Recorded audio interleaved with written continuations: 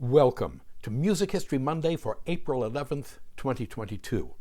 I'm Bob Greenberg, and the title for today's podcast is The St. Matthew Passion. If you haven't already, please consider joining me on my subscription site at patreon.com/RobertGreenbergMusic, where I blog, vlog, podcast, pontificate, review, and bloviate 4 to 6 times a week. We mark the first performance on April 11th, 1727, on what was Good Friday 295 years ago today, of Johann Sebastian Bach's St. Matthew Passion at the St. Thomaskirche, or Thomaskirche, in the Saxon city of Leipzig. The Passion was performed 3 more times in Bach's lifetime, all under his direction in Leipzig, on April 15th, 1729, March 30th, 1736, and on March 23rd, 1742. Bach revised his St. Matthew Passion between 1743 and 1746, and it is this revised version that we will hear in performances and recordings today. Our game plan for this post will be 1. To discuss what a passion is and what the Gospels are. 2. To observe the structure and scope and make some blanket observations about the artistic quality of Bach's St. Matthew Passion. 3. To discuss the masterpiece syndrome and some of the good and bad things that phrase implies. 4. To once again venture into the unmapped minefield that is contemporary identity politics and attempt to create a meaningful context for the St. Matthew Passion. And finally, 5, to speculate on how the parishioners and church officials who, having filed in and taken their seats at Leipzig's Thomaskirche on Good Friday, April 11th, 1727, reacted to hearing the St. Matthew Passion for the first time. The Passion. The Passion is the story surrounding Jesus' crucifixion as told in the Gospels. The word gospel comes from the Old English word godspel, which means good news or good tidings. The Gospels in the Bible's New Testament then tell of good tidings, the story of Jesus' birth and baptism, his ministry of teaching and of healing, and his sacrifice, his trial, death, burial, and resurrection. There are 4 such Gospels in the New Testament: Mark, Matthew, John, and Luke. These names notwithstanding, all 4 of the Gospels were written anonymously between about 66 CE and 100 CE. These 4 Gospels, Mark, Matthew, John, and Luke, make up 4 of the 27 books of the New Testament. The story of the Passion itself, that is, Jesus' arrest, trial, crucifixion, burial, and resurrection, takes up but a small part of each Gospel. In Mark, the Passion story is told in chapters 14 and 15. In Matthew, chapters 26 and 27. In John, chapters 18 and 19, and in Luke, chapters 22 and 23. Sebastian Bach set 3 of the 4 Passions to music: the St. John Passion in 1724, the St. Matthew Passion in 1727, and the St. Mark Passion in 1731. Tragically, Bach's St. Mark Passion has been lost. We have the libretto, its words, but its music is gone.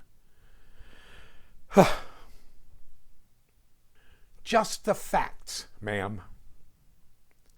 Sebastian Bach's St. Matthew Passion is a massive, roughly 3-hour-long sacred oratorio that sets to music the story of Jesus' prophecy of his betrayal, arrest, trial, crucifixion, and burial as told in the Gospel of Matthew.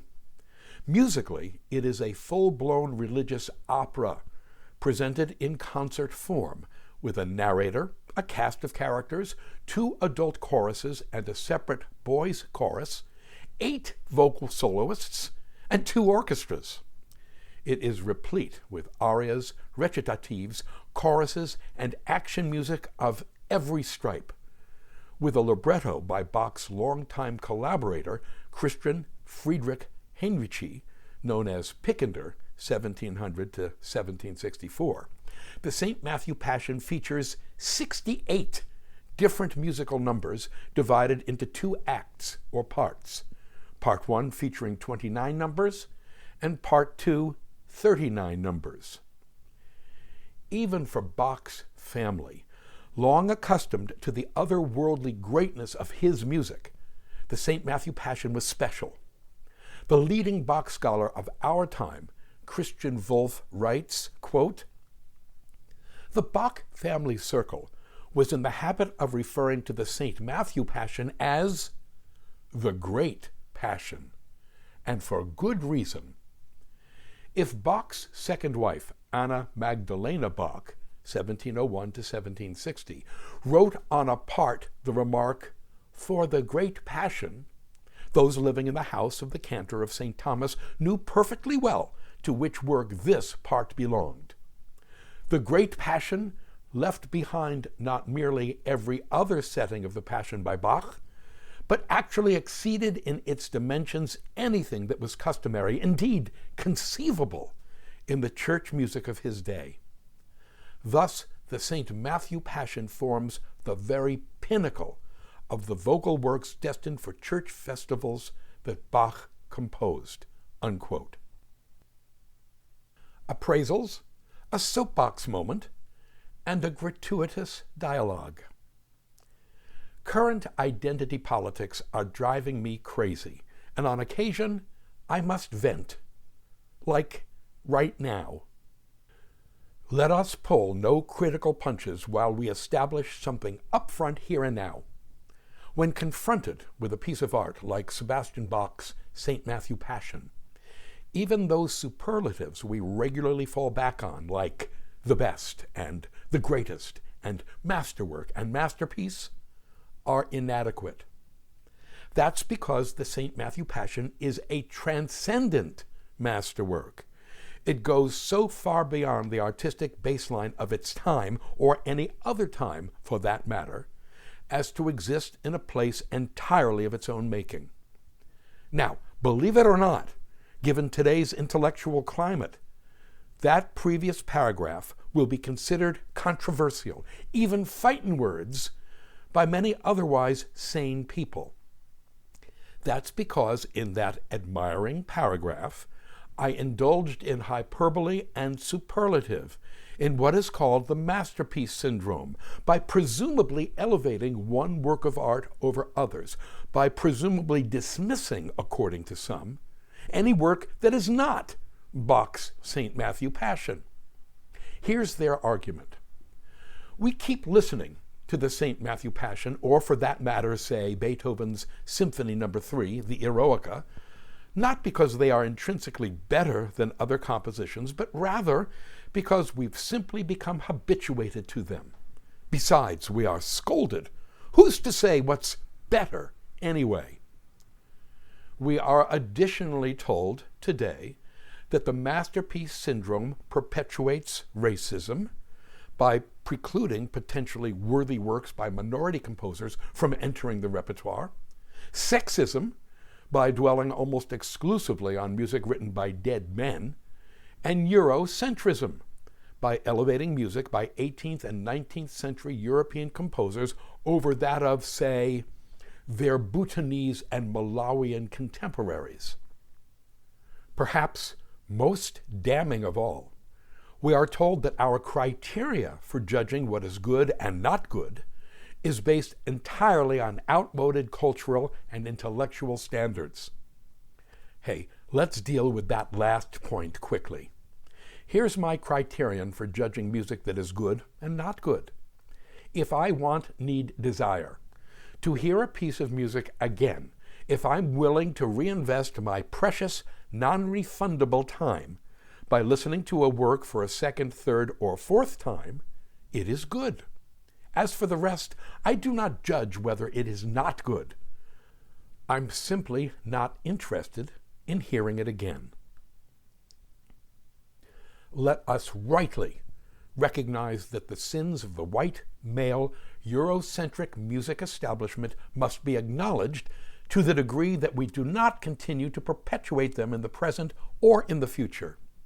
But having done so, we will neither discard the repertorial canon as it presently exists, nor will we suspend our critical judgment in some misguided attempt at an artistic apology.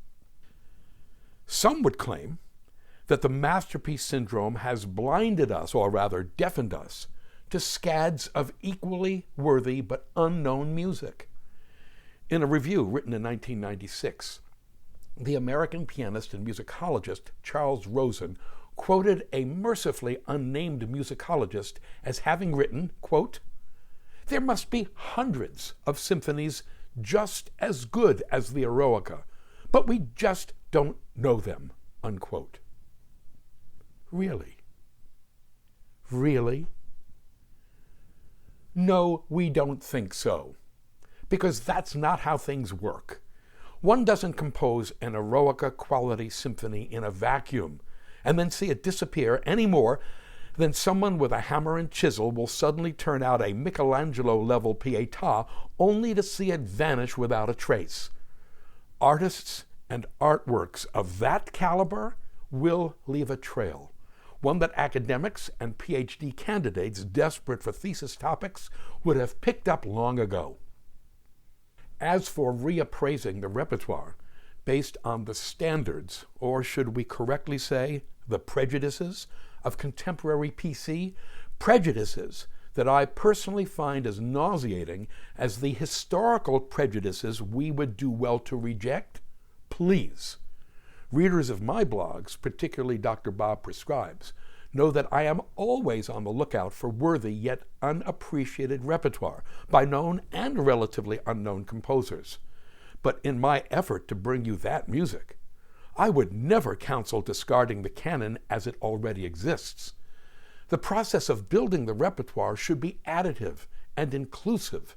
There's no need to denigrate and ban any piece of music, particularly a consensus masterwork, in order to elevate another. A concluding dialogue, then, on masterworks and what might be perceived as critical elitism being, in fact, just another example of life not being fair. Permit me to extend a previous statement, one that sticks purely to the facts as I perceive them. Sebastian Bach's St. Matthew Passion is a transcendent masterwork. It is, from a spiritual, compositional, structural, metaphysical, and purely aesthetic point of view, among the greatest pieces of music ever created by anyone, anywhere, at any time, unquote. Permit me to extend a previous statement, one that sticks purely to the facts as I perceive them. Sebastian Bach's St. Matthew Passion is a transcendent masterwork. It is, from a spiritual, compositional, structural, metaphysical, and purely aesthetic point of view, among the greatest pieces of music ever created by anyone, anywhere, at any time. As we have noted, that's just the sort of statement that will make the arbiters of things correct wince and respond, "A futile and potentially sexist, racist, and Eurocentric declaration at which I scoff on principle, not because I disagree, but because in this day and age, one can no longer trade in such subjectivity." And why not, we ask? Because, at very least, one can't quantify the relative merits of musical compositions and create a valid ranking or series of standings. This is art, not baseball. Understood and agreed. Your point? What do you mean, my point? Are you a dullard? By granting Bach's St. Matthew Passion transcendental masterwork status, you are indulging in the worst sort of cultural elitism, implicitly diminishing other works by other composers and consigning them to second and third-rate status. Huff, puff, harumph. Well, you know what? There it is, in a nutshell. Life's not fair. Quality varies, and quality matters. A meal at McDonald's will be, by any standard measurable or intuitive, of a lesser quality than one at Thomas Keller's French Laundry. We can try as much as we like to apply an even-handed, democratic, non-elitist attitude towards the repertoire. All music is created equal. But in truth, it's not. And no matter how much some of us condemn the perceived artistic elitism inherent in the masterpiece syndrome, some composers and some pieces of music are simply better than others by whatever standards we choose to apply, assuming, of course, that standards are actually important to us. So, by praising the St. Matthew Passion, have we unwittingly denigrated everything that is not the St. Matthew Passion? No. We're not elevating the St. Matthew Passion above most other works. Bach already did that for us. We are the grateful beneficiaries of his artistic largesse. And if he were here with us right now, we would give him a big hug and say danke, thank you. How did it play in Leipzig? It's an interesting question. Did the parishioners and church officials who heard that first performance of the St. Matthew Passion 295 years ago today have any idea that they were witnessing the birth of a canonic masterpiece? They did not. That's because the concept of a musical canon, of an authoritative repertoire of musical works, did not exist at the time. In fact, we have no first-hand accounts of the audience reaction to the premiere of the Passion, although I do think we can safely assume the following. The more sophisticated listeners at the Thomaskirche, particularly those enamored of opera, would likely have been thrilled with what they heard, particularly the gut-wrenching action sequence built around Jesus' trial. But many, if not most of the listeners, would have found the Passion excruciatingly long, which it is, and the clergy and church officials would have additionally found the Passion dangerously operatic, which it also is. Yes, indeed, dangerously operatic. I would present item number 7 in Bach's contract with the city and churches of Leipzig, a contract he signed on May 5th, 1723. 7. To the end that good order may prevail in those churches, I should so arrange the music that it may not last too long, and in such ways as that it not be operatic, but incite the hearers to devotion, unquote. Not too long, and not too operatic. Question: is this just another example of despotic, arbitrary, and censorious behavior on the part of organized religion? Answer: no, it is not. It behooves us, for a moment, to look at things from the church leadership's point of view. Since early Christian times, that leadership walked a fine line when it came to music. They wanted church music that would inspire devotion to God, which meant accessible, prayerful, dignified, and attractive music. But they believed, and not without cause, that music that was too beautiful celebrated only itself and not the divine, that music that was too rhythmically exciting inspired only the body and not prayer, and music that was overtly operatic was too entertaining in a manner more secular than religious. However, to tell a composer of Bach's gifts and proclivities not to write music that's too beautiful or too exciting or too operatic or too long was, in fact, a complete waste of time. One might just as well tell a male dog not to urinate on fire hydrants. Many, if not most, of Bach's seemingly endless disputes with his erstwhile bosses in Leipzig centered around just this issue, that of composing appropriate music for Leipzig's churches. While we may sympathize with the church authorities in Leipzig, we must thank heavens that Bach paid them little, if any, mind. We would observe the obvious. Great things are never created by people who do what they are told to do. Tomorrow's Dr. Bob Prescribes post will pick up from here, describing the operatic aspects of the St. Matthew Passion, and then discussing the pluses and minuses of three very different but very wonderful recordings, those conducted by Otto Klemperer on EMI, George Schulte on London, and John Elliott Gardner on Archive. Thank you. To sample and download one or all of my many courses on subjects musical produced by the Great Courses / The Teaching Company, please visit my website at robertgreenbergmusic.com.